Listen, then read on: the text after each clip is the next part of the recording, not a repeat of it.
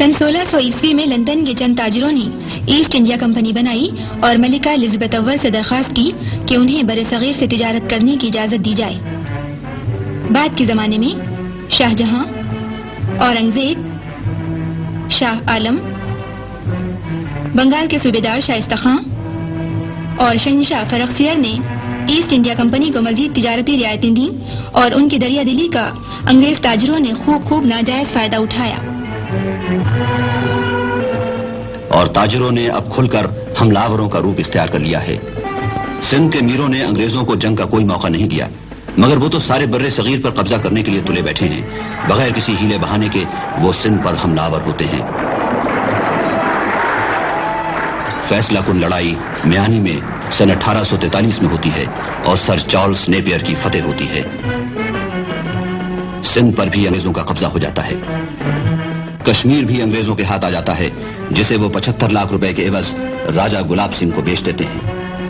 अब अवध को छोड़कर सारे बर्रे सगीर पर अंग्रेजों का कब्जा है।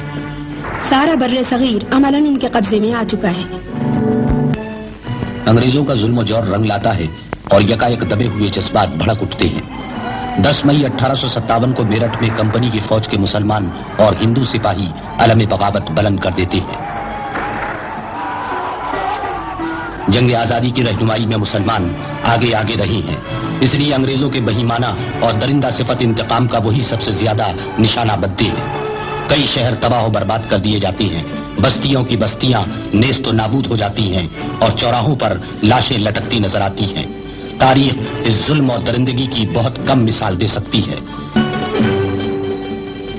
मुगल हुकूमत का ज़वाल और खात्मा तारीख का एक इबरतनाक सबक है। 1857 के बाद से मातूब हैं, मगर हिंदू हर मामले में अंग्रेजों से ताउन करते हैं। तालीम, सरकारी मुलाजमती, तिजारती और दूसरी सहूलतें उनके लिए आम हो जाती हैं। मुसलमान तालीमी, समाजी और इक़्तिसादी हैसियत से पिछड़ जाते हैं। उन्होंने हर मामले में अंग्रेजों से क़तअ ताल्लुक़ कर रखा है। इनका मुस्तक़बिल तीर अवतार और भयानक नजर आ रहा है कि एक रहनुमा नमूदार होता है जिसके दिल में कौम का दर्द और दिमाग में आक़िबत अंदेशी की बेपनाह सलाहियत है। सर सैयद ने हिंदुओं की कौमी असबियत को देखकर मुसलमानों और हिंदुओं की अलहदा नुमाइंदगी पर वायसराय लॉर्ड रिपन की काउंसिल में मुदल्लल तकरीरें की।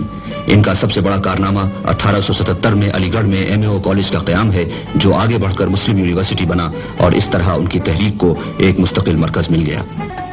तिलक ने गौ रक्षा समिति यानी गाय की हिफाजत की तंजीम कायम की और हिंदू कौम और तहजीब के नाम पर अपने अखबार केसरी में मुसलमानों के खिलाफ खूब जहर उगला। अंग्रेजों की लड़ाओ और हुकूमत करो की पॉलिसी ने इस तबाहकुन ज़हनियत को तक़वियत बख्शी और हिंदुओं में मुसलमानों के खिलाफ नफरत और तासुब बढ़ने लगा। कांग्रेस में हिंदुओं का गलबा है और सर सैयद को हिंदू ज़हनियत का बखूबी इल्म है। वो मुसलमानों को कांग्रेस से अलग रहने का मशवरा देते हैं। अंग्रेजों के बाद हिंदू अपनी अक्सरियत के बलबूते पर बड़े सगीर पर बिला शिरकत हुकूमत करने का ख्वाब देखने लगे। इसी साल यानी 1906 ईस्वी में बर्रे सगीर के मुस्लिम रहनुमा ढाके की इस इमारत में जमा होते हैं और मुसलमानों के हुकूक के तहफ़्फ़ुज़ की जिद्दोजहद के लिए कुल हिंद मुस्लिम लीग की बुनियाद पड़ती है। अब हम 1911 में पहुंच चुके हैं। बर्रे सगीर की हिंदू अक्सरियत फ़िरक़ावाराना बुनियादों पर मुनज़्ज़म और ताकतवर होती जा रही है। जंग आजादी के नए जोशीले रहनुमा सामने आते हैं। मौलाना मोहम्मद अली और शौकत अली कैदोबंद की मुसीबतें उठाते हैं और मोहम्मद अली का रोजनामा कॉमरेड अंग्रेजों के लिए दर्द सर बन जाता है।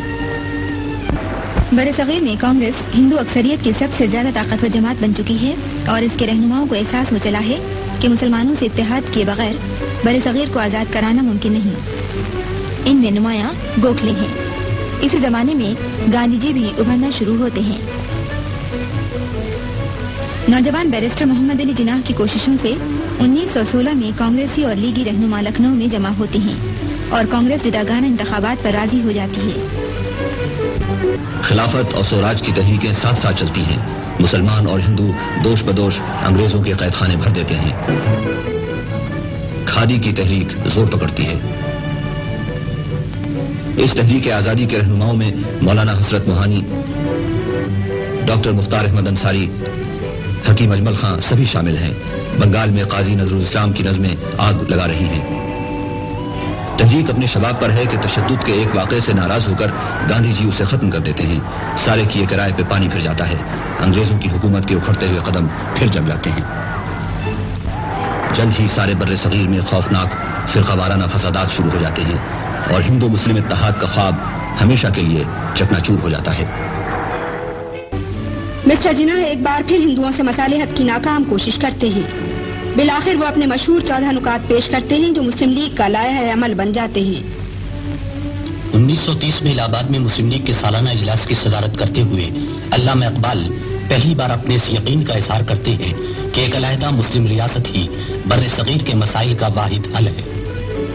اگلے سال دوسری راؤنڈ ٹیبل کانفرنس میں گاندھی جی بھی ہے اور علامہ اقبال بھی.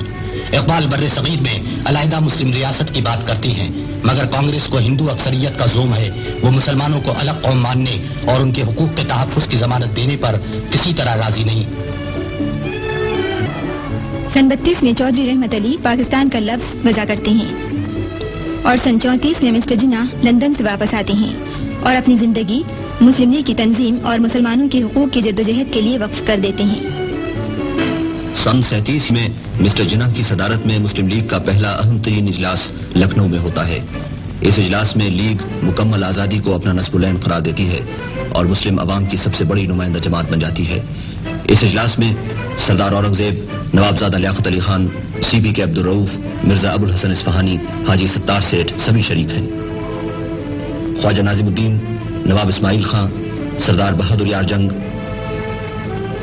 نوجوان راجہ صاحب محمود آباد اور وہ سارے نئے پرانے رہنما جو آگے چل کر پاکستان کی تحریک میں حصہ لیتے ہیں اب مطلع سیاست پر پوری آب و تاب سے ابھرتے ہیں. مسلمان عوام اپنے مذہب اور تہذیب کے تحفظ کے لیے جوق در جوق مسلم لیگ کے رضاکار بنتے ہیں. مسلم لیگ کی حمایت میں مسلمان طلبہ کی تنظیم بھی قائم ہو جاتی ہے. یہ سب مسٹر جناح کی انتھک کوششوں اور رہنمائی کا نتیجہ ہے.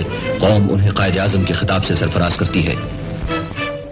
اب 1940 عیسوی ہے اور ہم آپ کو لاہور لیے چلتے ہیں جہاں مسلم لیگ کا وہ تاریخی اجلاس ہو رہا ہے جس میں قرارداد پاکستان منظور کی گئی. قائد اعظم اپنے خطبہ صدارت میں اس حقیقت کا اظہار کرتے ہیں کہ 1200 سال ایک ساتھ رہنے کے باوجود ہندو مسلمان ایک نہیں ہو سکے. ہر اعتبار سے ہندو اور مسلمان دو الگ قومیں ہیں. 23 مارچ کو قرارداد پاکستان شیر بنگال فضل الحق پیش کرتے ہیں اور چودھری قریب الزماں اس کی تائید کرتے ہیں. بر صغیر کے مسلمانوں کے 1 لاکھ سے زائد نمائندے متفقہ طور پر اسے منظور کرتے ہیں. متعصب ہندو اکثریت کے نرغے سے مسلم اقلیت کے بچاؤ کا یہی ایک راستہ تھا. اور پھر اگلے 7 سال تک پاکستان کے مطالبے کی گونج بر صغیر کے گوشے گوشے سے سنائی دیتی ہے. قائد اعظم ملک کے طوفانی دورے کرتے ہیں اور بر صغیر کے مسلمان پاکستان کے لیے ہر قربانی دینے کو تیار ہو جاتے ہیں. اس جد و جہد میں عورتیں بھی مردوں سے پیچھے نہیں ہیں. خواتین رہنماؤں میں بیگم شاہ نواز، بیگم لیاقت علی خان، بیگم عبداللہ ہارون، بیگم ہدایت اللہ، بیگم شمس النہار محمود، بیگم شائستہ اکرام اللہ آگے آگے ہیں. قائد اعظم اس تاریخی جد و جہد کی عظیم ترین علامت بن گئے ہیں. لیکن مسلمانوں کو پاکستان کے حصول میں ابھی بہت سے ہفتخواں طے کرنا ہے. ہندو کسی صورت